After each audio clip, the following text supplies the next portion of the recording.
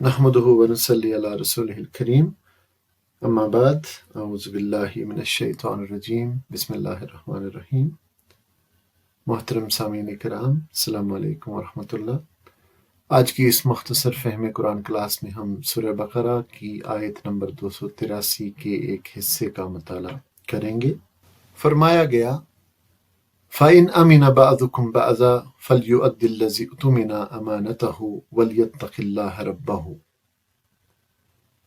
अगर तुम में से कोई शख्स दूसरे पर भरोसा करके इसके साथ कोई मामला करे तो जिस पर भरोसा किया गया है उसे चाहिए कि अमानत अदा करे और अल्लाह अपने रब से डरे।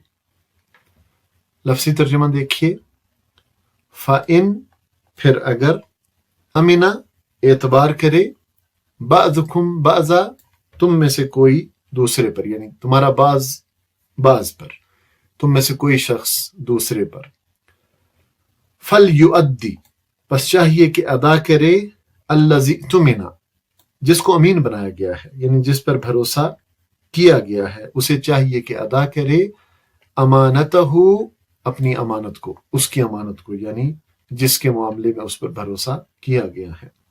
वलियत्तक़िल्लाह और चाहिए कि वो डरे अल्लाह से, रब्बहु जो उसका रब है। फ़इन आमिना बअदुकुम बअज़ा अगर तुम में से कोई शख्स दूसरे पर भरोसा करके उसके साथ कोई मामला करे, फ़लयुअद्दिल्लज़ी तुमिना अमानतहु तो जिस पर भरोसा किया गया है उसे चाहिए कि वो अमानत को अदा करे, वलियत्तक़िल्लाह रब्बहु और अल्लाह अपने रब से डरे। सबसे पहले हम इस आयत का सियाक़ व सबाक़ देखेंगे। तो इस आयत से पहले इस पर बात हो रही है कि जब मुकर्रर मुद्दत के लिए आपस में कर्ज का लेन देन करो तो इसे लिख लिया करो और फिर इस पर गवाहों की गवाही भी ले लो। और अगर सफर में कर्ज का मामला करने की जरूरत पेश आए और वहां लिखने वाला या कागज पेंसिल कुछ न मिले तो उसकी मुतबादिल सूरत बतलाई जा रही है कि कर्ज लेने वाला कोई चीज कर्ज देने वाले के पास रहन यानी गिरवी रख ले कि मेरी ये शय आपके कब्जे में रहेगी, आप मुझे इतना कर्ज दे दीजिए, मैं जब ये वापस करूंगा आप मुझे मेरी चीज लौटा दीजिएगा।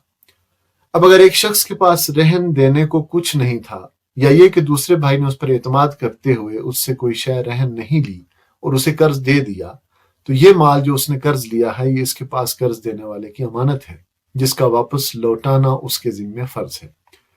तो इस आयत से सियाक़ो सबाक में इसका मतलब ये हुआ कि अगर कोई शख्स कर्ज लेने वाले का एतबार करे और उसकी कोई चीज रहन रखे बगैर उसे कर्ज दे दे तो कर्ज लेने वाले को भी चाहिए कि अल्लाह से डरते हुए उसका कर्ज अदा करे।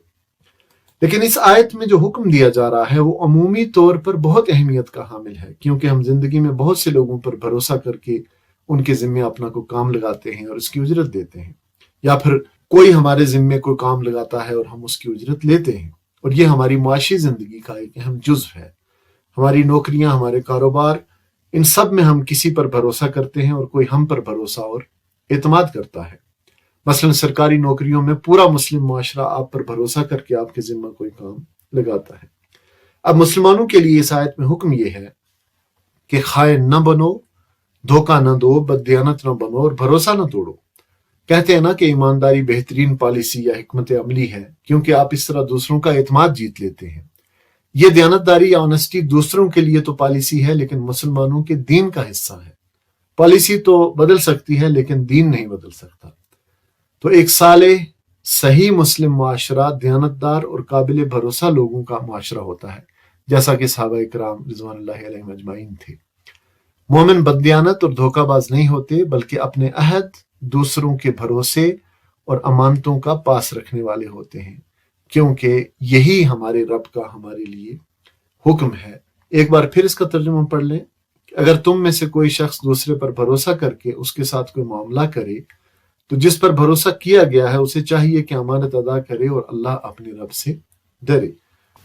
अल्लाह ताला हमें भी अपने उन्हीं बंदों में शामिल फरमाए जो उससे डरते हैं और जो दयानतदार हैं, दूसरों के भरोसे नहीं तोड़ते। आमीन सुम्मा आमीन।